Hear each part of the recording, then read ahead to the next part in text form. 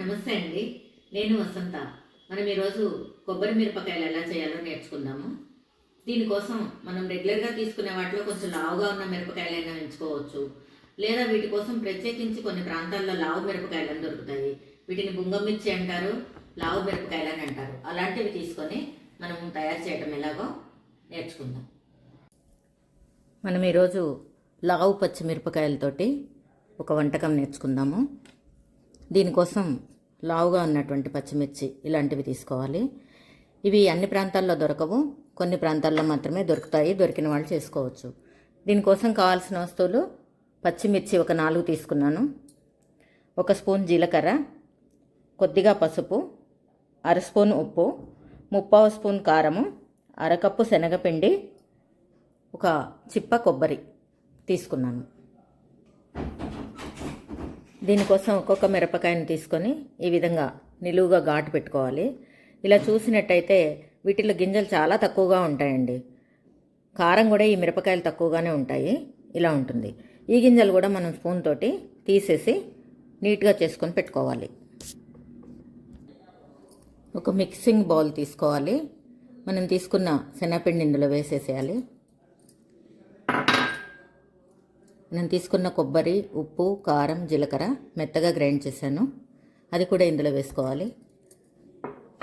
కొద్దిగా నీరు పోసుకుంటూ మొదట ఈ పొడి పిండిని కలుపుకోవాలి. కొద్దిగా నీరు పోస్తూ కొంచెం నీరు పోస్తూ ముద్దలా కలుపుకోవాలి. ఈ కలిపినటువంటి పిండిని స్టఫింగ్లా ఈ మిరపకాయల్లో పెట్టుకోవాలి.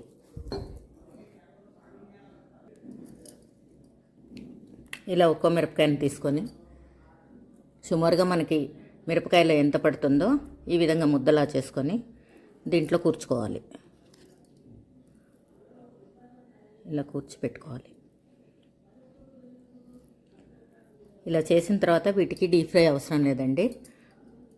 మామూలుగా కొద్దిగా నూనె వేసుకొని, ఒక 4 చెంచాలు నూనె వేసుకొని షాలో ఫ్రై చేసుకుంటే సరిపోతుంది.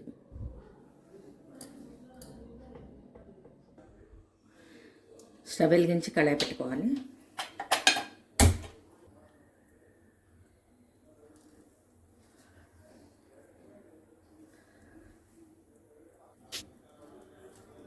కడాయిలో ఆయిల్ వేసుకోవాలి. ఇది సుమారు 4-5 టేబుల్ స్పూన్స్ ఉండేటట్టుగా వేసుకోవాలి. నూనె కాగిందండి. ఇలా మనం రెడీ చేసి పెట్టుకున్నటువంటి మిరపకాయలను ఒక్కొక్కటిగా నూనెలో పేర్చినట్టుగా పెట్టుకోవాలి.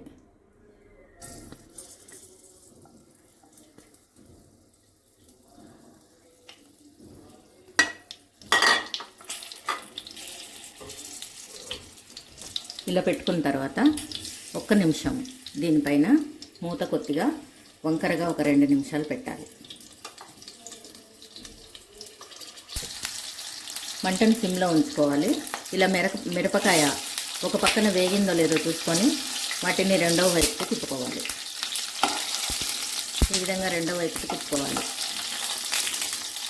కొబ్బరిలో నూనె ఉంటుంది కాబట్టి శనగపిండి పచ్చి ముద్దలాగా అనిపించదు. కొబ్బరిలో ఉన్నటువంటి నూనె వల్ల మిరపకాయలు వేగిన తర్వాత కూడా క్రిస్పీగానే ఉంటాయి. ఇప్పుడు మూత అవసరం లేదు. మూత తీసేసి ఇంకొక 2-3 నిమిషాలు మిరపకాయ అన్ని వైపులా తిప్పుతూ ఈ శనగపిండి వేగిందో లేదో చూసుకొని, శనగపిండి ఎర్రగా వేగిన తర్వాత ఇలా చూసుకొని ఎర్రగా వేగిన తర్వాత మనం స్టవ్ ఆఫ్ చేసుకోవచ్చు.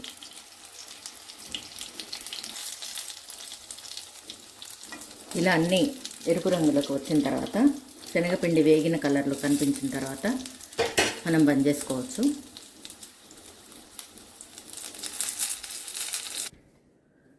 మరి చూసారు కదండి, పచ్చి కొబ్బరి శనగపిండితో వేయించినటువంటి మిరపకాయలు. ఇవి వేడి అన్నంలో నెయ్యితో తింటే చాలా రుచిగా ఉంటాయి. ఆ రోజు టమాటా రసం కానీ లేదా పెసరపప్పు కట్టు కానీ ఏదైనా చేసుకొని వాటిలో సైడ్ డిష్గా కూడా తినచ్చు. మరి రుచిగా ఉన్నాయని ఎక్కువగా తినకండే, పచ్చిమిరపకాయ కదా, ఎంతైనా దాని గుణం అది చూపిస్తుంది. మనిషికి 1 లేదా 2 చాలు. మరి చూశారు కదండి, కొబ్బరి శనగపిండి మిరపకాయలు ఎలా తయారు చేయాలో. చాలా రుచిగా ఉంటాయండి. ఎవరైనా చుట్టాలు వచ్చినప్పుడు లంచ్కి వస్తారనుకుంటే మనం వీటిని ముందుగానే పొద్దునే తయారు చేసుకొని పెట్టుకోవచ్చు. వాళ్ళకు కూడా ఒక కొత్త డిష్లా ఉంటుంది. మరి చేసి చూడండి మీరు. మాట్లాడకుండా గమనించండి, వాళ్ళు భోజనం దీంతోటే స్టార్ట్ చేస్తారండి. తప్పనిసరిగా చేయండి. రుచి మీకు నచ్చినట్లయితే వీడియోని లైక్ చేయండి, సబ్స్క్రైబ్ చేసుకోండి, బెల్ ఐకాన్ క్లిక్ చేయండి. నా నెక్స్ట్ నోటిఫికేషన్ మరొక మంచి వంటకంతో మీకు తప్పకుండా వస్తుంది.